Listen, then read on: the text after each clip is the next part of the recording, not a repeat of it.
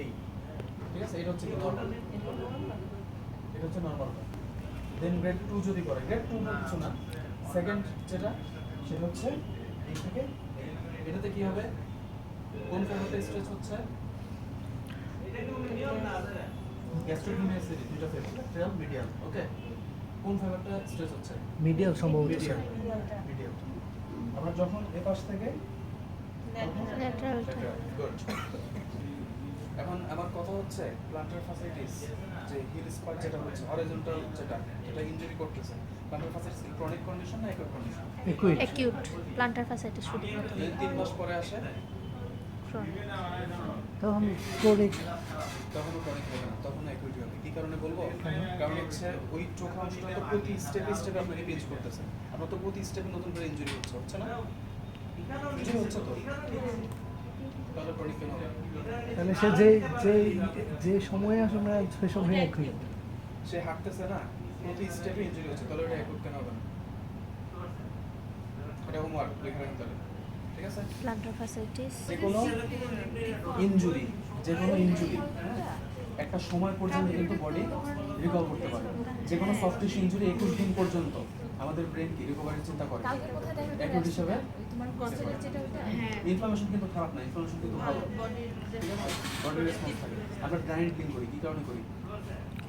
তো একটা আছে, এটা কেমনে, তুমি সিঁড়ির মধ্যে দাঁড়াবা এরকম ইয়েতে, ঠিক আছে? এই জাস্ট দাঁড়া থাকো, সাস্টেইন স্ট্রেচিং করবে, ঠিক আছে? এটাতে হচ্ছে না, কারণ এটা হচ্ছে নরমাল। কাফের স্ট্রেন্থেনিং করাইতে হলে এদিকে এদিকে এদিকে সবাই, যদি আমরা ফরওয়ার্ড রাখি, ওভারঅল কাফের স্ট্রেন্থেনিং হচ্ছে, ঠিক আছে? এই এই ওকে। যদি আমরা মিডিয়াল, গ্যাস্ট্রোহিমিয়াসিস মিডিয়াল হয়, কিছু করাইতে চাই, মানে স্ট্রেন্থেনিং করাইতে চাই, এই, ঠিক আছে? বুঝা গেছে? একটু ইনওয়ার্ড করে দেবো, ইনভার্সন করে দেবো, ঠিক আছে? আর যদি আমরা রিভার্সন করে করাই তাহলে কি হবে?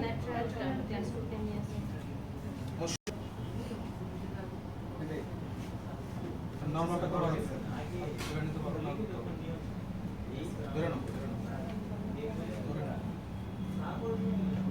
কাফ স্ট্রেট, কাফ রেজ এতটুকু মাত্র, এই যে কাফ, ঠিক আছে? এরকম পেশেন্ট পাইলে আর কিছু লাগবে না, ঠিক আছে? ছেড়ে দিয়ে আস্তে আস্তে। তাহলে তো আমারটা আরো বেশি প্রবলেম স্যার। ইনভার্সন করে নাও, ছবি তুলো একটা, ইনভার্সন করে নেবে ভাই, ইনভার্সন দিতো হিমেলের মতো পাটা কর, এই যে এইভাবে দাও। প্রমিনেন্ট, ঠিক আছে? ছেড়ে দেই। এবার আমরা পরে ক্লোজ নিয়ে আসি, দুইটা একসাথে। এবার করো। এবার পুরা চার্লি চ্যাপলিন। মানে আগেরবারের মতো স্ট্রেস করতেছে,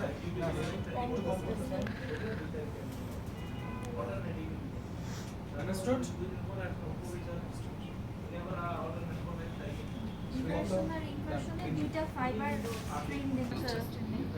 যদি সুমো স্কোয়াট করেন, সুমো স্কোয়াট কেন করেন? জাপানি সুমো। এই যে এভাবে এই করে যদি করেন তাহলে হচ্ছে আপনার তাহলে ক্লোজ আবার স্ট্রেস, ঠিক আছে? যদি দুই পা এমনি ক্লোজ রেখে করেন তাহলে হচ্ছে কি, শুধু এই যে আইটিবি আর বিএলও এগুলো স্ট্রেস স্কোয়াট খালি আমরা দেখি এই যে এই এটা না খালি, ঠিক আছে? তো আমি যেটা বলতেছি, এসিএল পেশেন্টদের ক্ষেত্রে শুরুতে ফুল স্কোয়াট তো দেওয়া যাবে না, যেটুকু পারে এই, ঠিক আছে? হালকা, যদি পেশেন্ট বলে আমার এতটুকু করলে ভয় লাগে, এতটুকু করলে আমার ব্যথা লাগে, জাস্ট হালকা করান, হালকা করান। 4 সপ্তাহ পরে শুরু করেন, 2 সপ্তাহ, 1 সপ্তাহ পরে শুরু করেন, ঠিক আছে? আরেকটা বলতো তোমার এই এই থেকে হচ্ছে এই